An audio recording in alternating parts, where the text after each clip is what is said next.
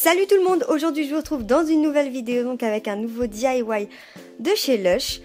C'est l'exfoliant pour les lèvres, donc la fée des lèvres si vous connaissez. Enfin bref, j'ai essayé de le reproduire et j'ai essayé d'utiliser des choses qu'on peut trouver chez soi. Donc si ça vous intéresse, continuez de regarder la vidéo.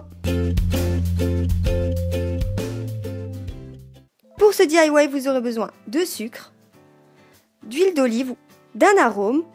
Moi j'ai décidé de prendre la noix de coco, de colorants alimentaires, d'un récipient et d'une petite boîte pour mettre l'exfoliant à la fin. La première chose que je viens faire, c'est que je prends le pot qui contiendra l'exfoliant à la fin et je le remplis de sucre. C'est pour éviter de gaspiller et pour avoir la quantité exacte qu'on pourra remettre dans le pot.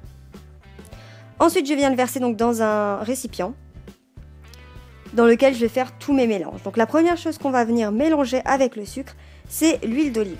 Donc ce qu'il faut faire, c'est qu'il faut mettre de l'huile d'olive, mélanger, et en fonction de la consistance, vous voyez si vous en ajoutez ou pas. Il faut que le mélange devienne granuleux, mais il ne faut pas qu'il y ait trop d'huile. Ensuite, j'ajoute de l'arôme de noix de coco, mais si vous aimez l'odeur de l'huile d'olive, ou même si vous mettez de l'huile de coco, vous pouvez sauter cette étape, et je viens donc l'ajouter au mélange.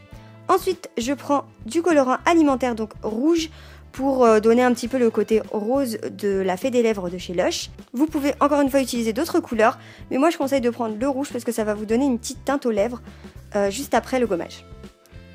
Et voilà, donc quand vous avez tout mélangé, vous n'avez plus qu'à le mettre dans le petit pot et à l'utiliser donc en exfoliant.